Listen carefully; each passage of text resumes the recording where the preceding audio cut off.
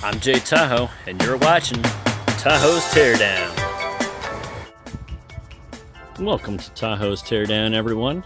On today's teardown, we're going to be replacing the brake calipers on this lovely 2011 Jeep Liberty, or for you Jeepers out there, more commonly known as the KK. For this project, you're going to need a couple of things. Right, you're going to need the new calipers along with the hardware that comes with it. You're going to need your manufacturer specified brake fluid. In this case, we use .3. You are going to need a jack and jack stands that support the capacity of your vehicle. You're going to want a torque wrench for when we put the tires back on to torque the lugs. You're going to want a persuader like old Betsy here to help you get the lugs off. A C-clamp can be helpful if you got a stuck caliper. And you're going to want a multi-size ratchet set, as there's going to be a couple of bolts that we're going to have to remove. A funnel is also helpful if we have to add more brake fluid during bleeding. So your brake caliper is what closes the pads on your rotors while you're driving to make your car come to a stop. I've got one in my hand right here. This is the front caliper. We're going to be doing both front calipers today. The front is responsible for about 75% of the braking, so these are going to be a lot beefier than the ones in the rear. You can see here we've got the plug where we're going to plug in our brake hose, and we've got the bleeder screw. This is where we're going to bleed it later. But more on that to come. Now that we've explained what a caliper is, let's get the vehicle jacked up and get the tires off. At the parking brake, because this is not going to affect the front. The parking brake applies the brakes to the rear tires. Some people like to put chocks behind the tires. I definitely think it's a good precaution. I haven't done it here, but do as I say, not as I do. First, we're going to want to get the lugs off, so you can take your lug wrench. Also, if you know the ratchet size, you can use that too.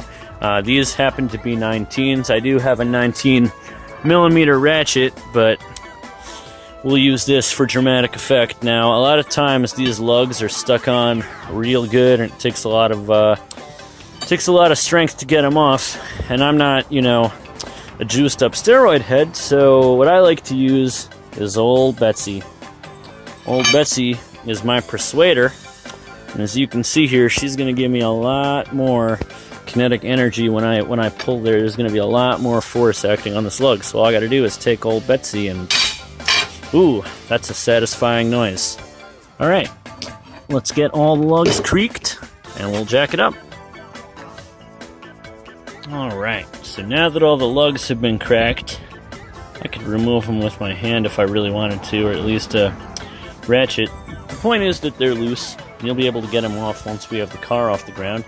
Now it's time to jack up the vehicle. So I've got my 2 1/4 ton jack here. What I'm going to do is make sure that I put it in the lock position so I can raise it.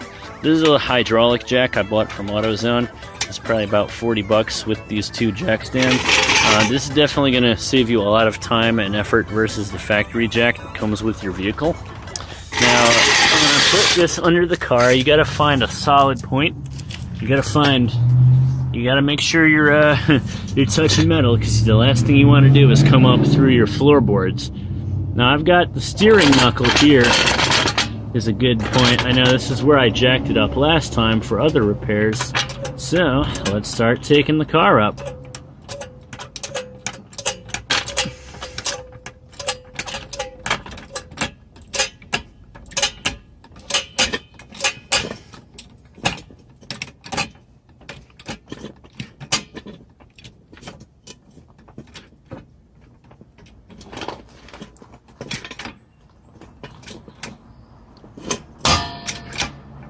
Don't worry about that noise.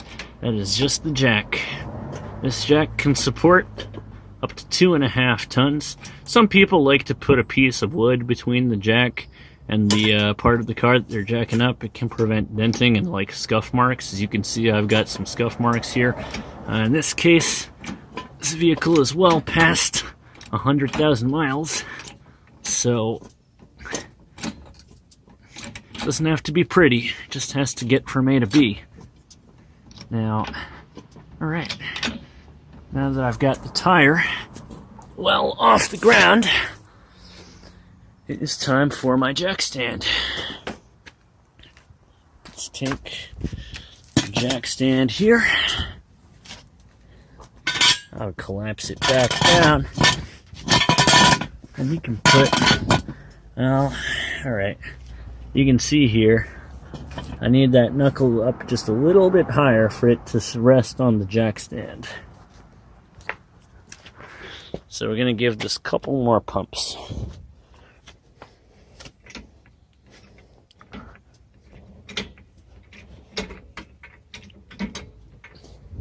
Let's see how we're making out. So the tire's up. Let's see if we can get that. Yep. There we go.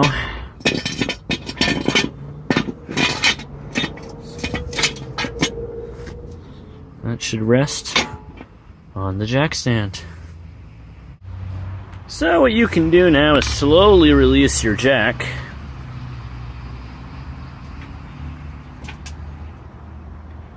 As you can see, the car is now balanced on the jack stand. Now, what we're going to do, we're going to take the lugs off. So now let's grab our lug wrench and our ratchet. We've already loosened these guys up. Let's take them off.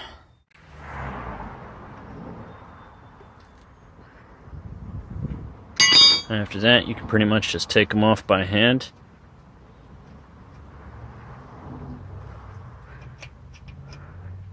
Alright, and what I would recommend is put these somewhere safe where you're not going to lose them. I'm going to go ahead and put them in this box here, just so that we don't lose them, because the last thing you want to do is lose a lug nut. Alright, so we've got all the lugs off. Now it is time to take the tire off. So, tire is now off. You could either use the tire as a chair while you work on the brakes, or another thing you can do is use it as a catch, just in case your jack stand were to fail, which it wouldn't. You can also use the tire as a fail-safe.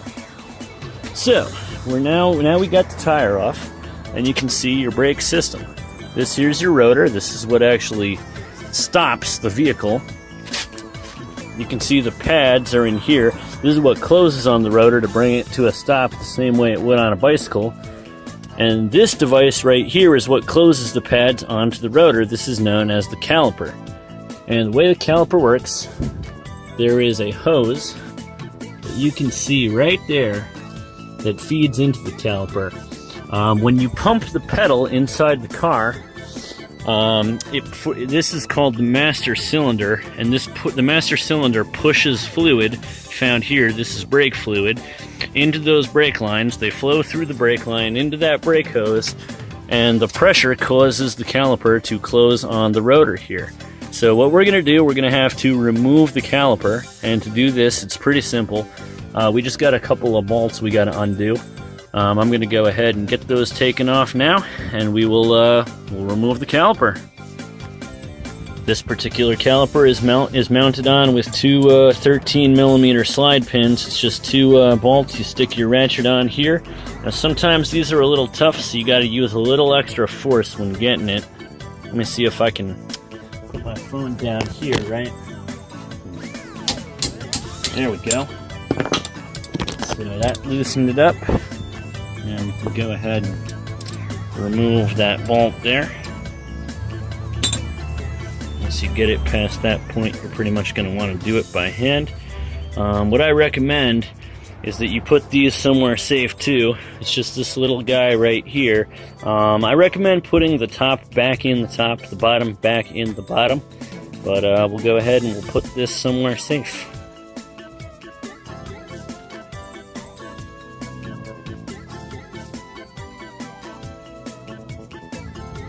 So I'm going to go ahead and I'm going to do the same thing with the bottom bolt here. Go ahead and get that out.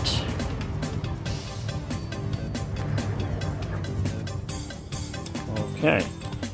So I'm going to remember that's my top bolt and that's my bottom. Alright, so now once those have been taken off, the caliper will swing freely. You might have to, if it's really stuck on there, you might have to get it with a screwdriver, but you can see with this one is seized up. So I'm going to go ahead and we're going to replace it.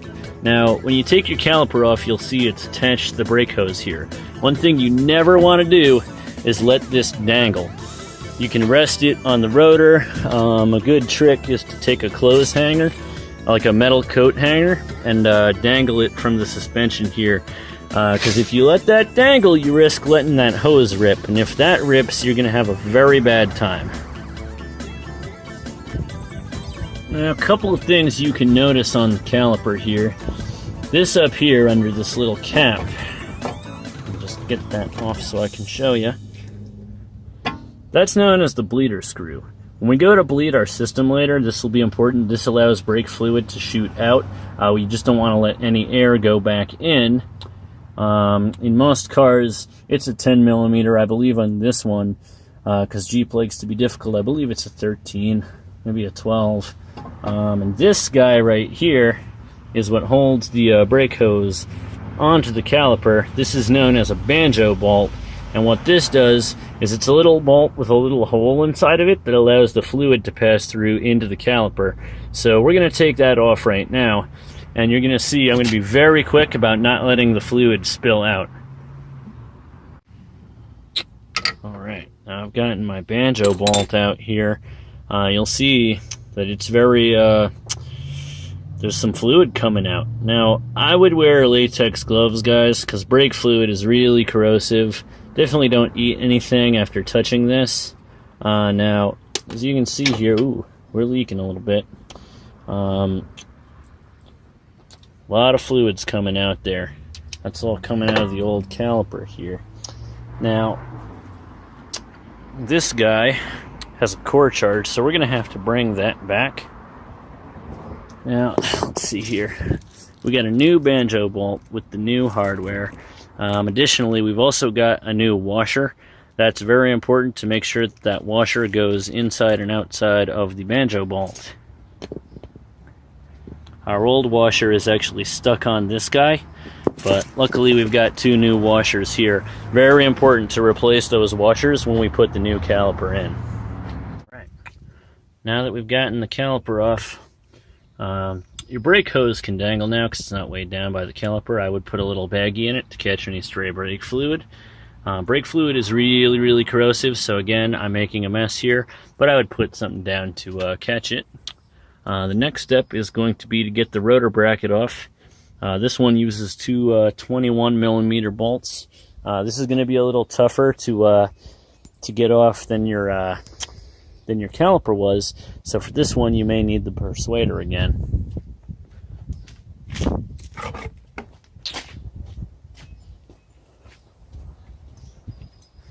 Let's see if I can fit her down here. If not, there's always the hammer method too. By the way, when you disconnect the banjo bolt from the old caliper, have your new caliper ready to go, because you're going to want to connect the banjo bolt right away to minimize loss of brake fluid. Otherwise, you're going to end up putting in more brake fluid. We're going to have to bleed them anyway. You'll notice that in the new caliper, there's this little cap where the banjo bolt came out of on the old one. You're just going to want to pull that out with a pliers. Let's see what we got here to get that out with, because that just prevents stuff from getting in there.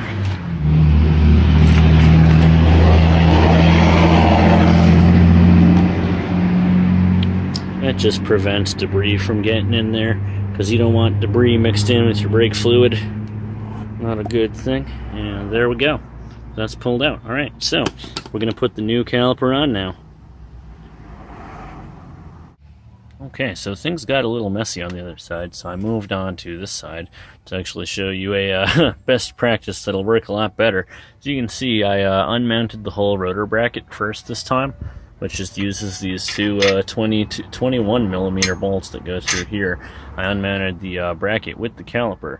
Reason for that being is that our new setup comes with a new rotor bracket too, so And as you can see, the rotor is not held on by much here. And I've balanced the caliper between the knuckle and the backing plate here.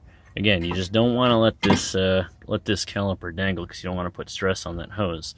But what I'm going to do, I'm going to actually mount the caliper before I take off the banjo bolt, so I can just quickly swap it onto the new one.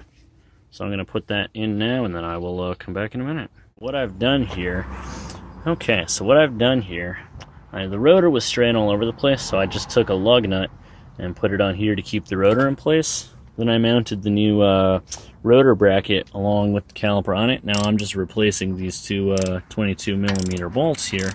This is going to hold the caliper assembly into place.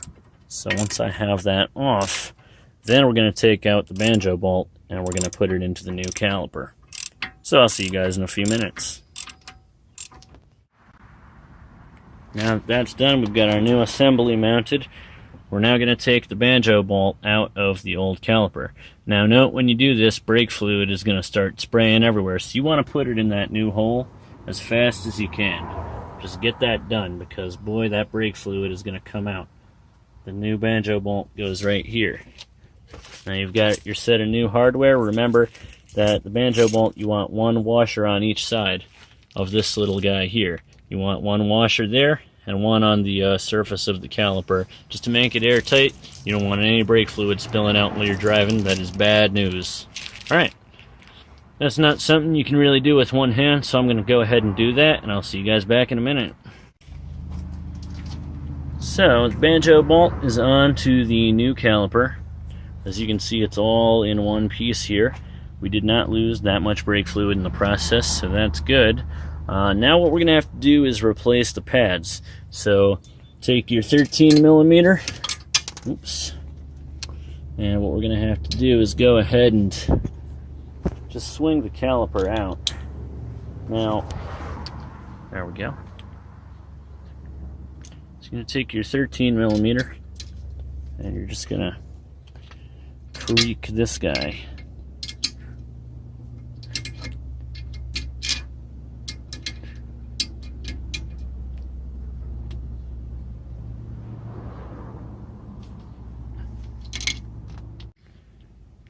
Alright, now sometimes these slide pins don't want to come out, and sometimes the inner part starts twirling with it, so sometimes you got to hold them with pliers.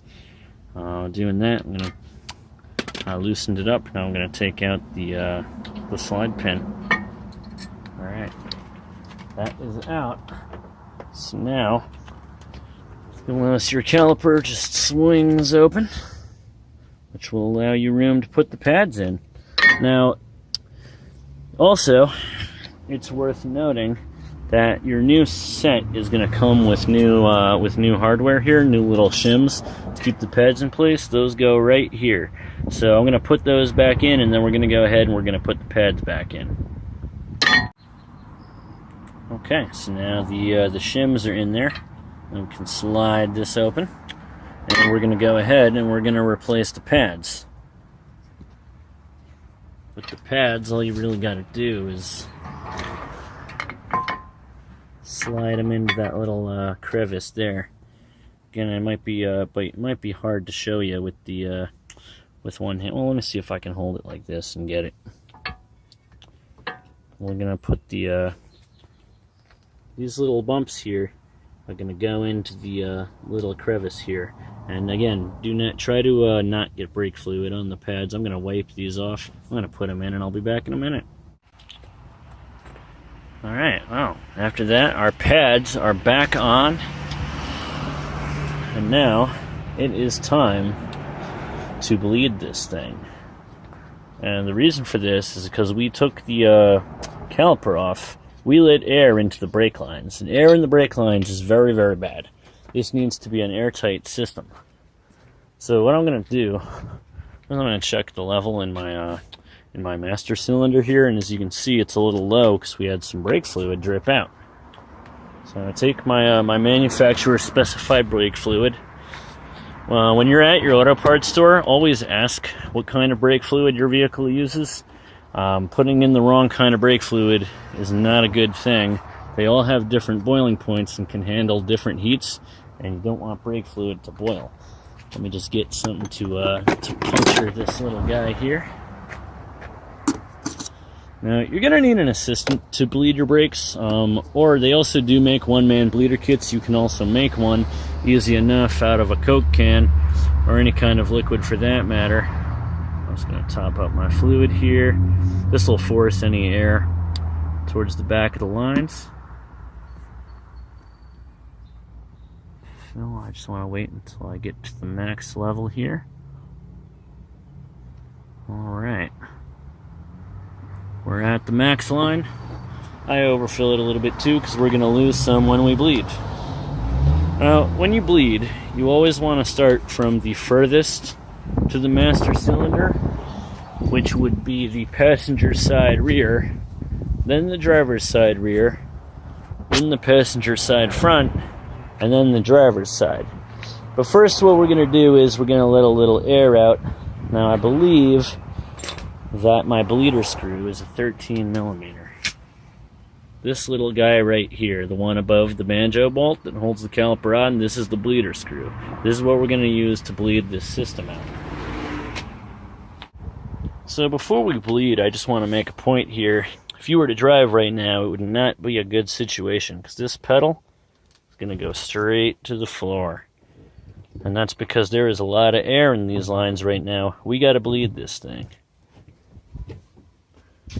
So, let's go ahead and do that. Just to recap, we've got both of our old calipers off. We've got the new calipers on. We've got our pads, we've got our rotors back on. Our brakes are set up. We just need to bleed out the lines now so there's no air and we can drive. So it looks like this is a 10 millimeter on the new caliper. Slightly different size than what we had before. Now I'm starting here on the one we just did. All I'm going to do before I bleed is I'm going to open this up, right? And I'm going to wait until I see some fluid start to come out. That's going to force any air that's in that brake line out. So we're just going to wait a minute. Remember, we got gravity working here, so we got to wait till it goes down the line and then back up here. But we should see that start to drip any minute now. Once it starts to drip, I'm going to go ahead and close it back up. Any minute now, we should see that start to drip. And it might be a minute or two if you lost a lot of brake fluid, because it's got to go through the entire line. If you let a lot of air in there, you gotta let it out. All right, so this is starting to drip, so I'm gonna go ahead and I'm gonna close this back up. Let me just get my ratchet. Ooh, dropped my ratchet. I'll get my ratchet here, and I'm gonna go ahead and close that back up. And I'm gonna do the same thing on the other side. And then I will grab an assistant, and we're gonna bleed these lines. So at this point, you're gonna bleed the brakes from the passenger side rear, driver's side rear, passenger side front, driver's side front. Now what you're going to do, you got to have two people for this. You're going to crawl under the car and find the bleeder screw on the rear caliper, which is right here. Now what you're going to do is have the person inside the car, they're going to pump the brake pedal 3 times. On the third pump, they're going to hold the pedal down. I would open up a communication, just say, hey, you know, on the third pump, you need to yell holding. Then you open it, yell open, and once you close it again, brake fluid's going to come shooting out once you open it. Once you close it, they can then release the pedal. So we're going to go ahead and we're going to bleed from we're going to bleed all 4. We bled all 4, furthest to closest to master cylinder. We tried not to make too much of a mess.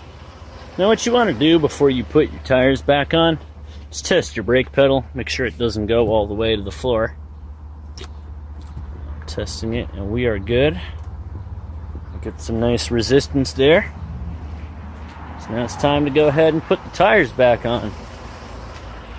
Go ahead and Get my tire back on. I'm going to put the lugs on before putting it back on the ground. And once we put it back on the ground, we'll use the torque wrench. And we should be squared away. Okay guys, so I took it around the block a few times and did a couple of short stops just to make sure that it was functioning properly. So now it is time to torque the lugs. So we've got our torque wrench here. And what you want to do is right on the bottom here, you'll see you can set it and release this little pin right here. And these guys go at about 85 foot-pounds. So you're going to set the torque wrench to 85 foot-pounds. You're going to twirl it around until it gets to 85. And then what you're going to do, give me 1 second, I'm just going to get it where it needs to be.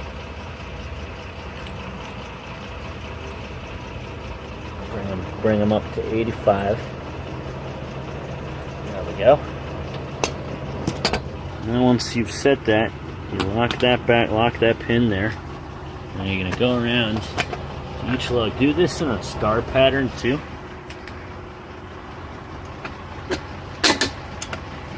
Once the wrench clicks like that, you'll know it's torqued to spec.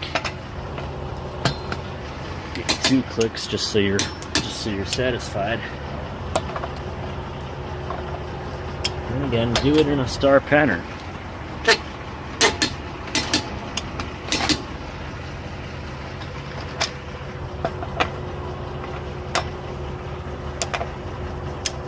Do all 5.